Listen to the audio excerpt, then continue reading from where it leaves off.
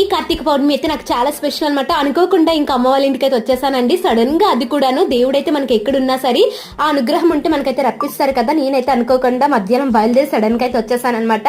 అమ్మ వాళ్ళకైతే ఈ పూజ ఉంది, అత్తయ్య వాళ్ళకైతే ఈ పూజ లేదనమాట. చిన్నప్పటి నుంచి ఎప్పుడు అమ్మ వాళ్ళతో చేసుకుంటుండే, లాస్ట్ 2 years నుంచి అయితే ఈ పూజకి మిస్ అవుతూ ఉన్నాను. ఇయర్ అయితే పాపతో కలిసి 3rd year అనమాట. 2 years మిస్ అయినా సరే పెళ్ళైన తర్వాత 3rd year అయితే అమ్మ వాళ్ళతో కలిసి ఇలా పూజ అయితే చేసేసుకున్నాను. ఇంకా మా మమ్మీకి అయితే పాప వదలలేదండి. ఇంకా అమ్మ ఎక్కడ ఉంటే అక్కడే అనమాట. పూజ చేస్తున్నంత సేపు అమ్మ దగ్గర కూర్చొని చక్కగా పూజ అంతా చూసేసింది. నా దగ్గర అయితే అసలు రాలేదు. పూజ మాత్రం చాలా మంచిగా జరిగింది. ఇంట్లో ఏ పూజ చేసినా అమ్మ అయితే పూజ ఫస్ట్ నాతోనే చేయిస్తుంది అనమాట. దీపం అది పెట్టిస్తుంది. ఇంకా మొత్తానికి అయితే నేనైతే దీపం అది పెట్టేశాను. తర్వాత అయితే అమ్మ వాళ్ళు పూజ స్టార్ట్ చేసేసారనమాట. ఇంకా పూజ అంతా అయిపోయిన తర్వాత అన్నయ్య వాళ్ళ ఫ్రెండ్స్ కూడా వచ్చారు. ఇంకా అందరం కలిసి ఇంకా భోజనం అయితే చేసేసాము. ఈ కార్తీక నోము అయితే చాలా తక్కువ మందికి అయితే ఉంటుంది కదా, అలా నానమ్మ వాళ్ళు అయితే చేసుకునేవారు. తర్వాత అమ్మ వాళ్ళు అయితే మంచిగా పూజ చేసుకుంటునేవారు ఎప్పుడు.